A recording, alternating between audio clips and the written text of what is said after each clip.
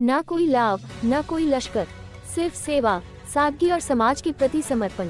देवभूमि उत्तराखंड में लगातार हो रही भारी बारिश के बीच एक ऐसा दृश्य सामने आया जिसने सादगी, समर्पण और जनजागरण का संदेश दिया। बिना किसी तामझाम, बिना किसी काफिले और बिना किसी सुरक्षा घेरे के देवभूमि बचाओ देश बचाओ अभियान के संस्थापक क्रांति गुरु श्री चंद्रमोहन बुलाकोटी जी अपने कुछ अनुयायियों के साथ अपने एक शिष्य के घर पहुंचे, जहां उनका आत्मीय स्वागत किया गया। इस दौरान उन्होंने देवभूमि उत्तराखंड के सामने खड़े विभिन्न सामाजिक, सांस्कृतिक और पर्यावरणीय खतरों पर विस्तार से चर्चा की।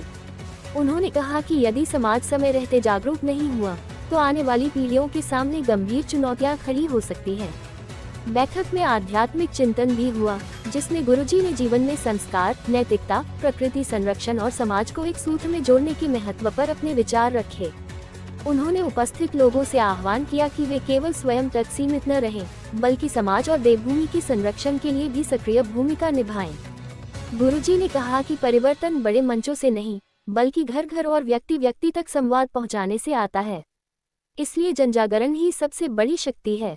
बैठक के अंत में सभी ने देवभूमि की संस्कृति, प्रकृति और सामाजिक मूल्यों की रक्षा के लिए मिलकर कार्य करने का संकल्प लिया।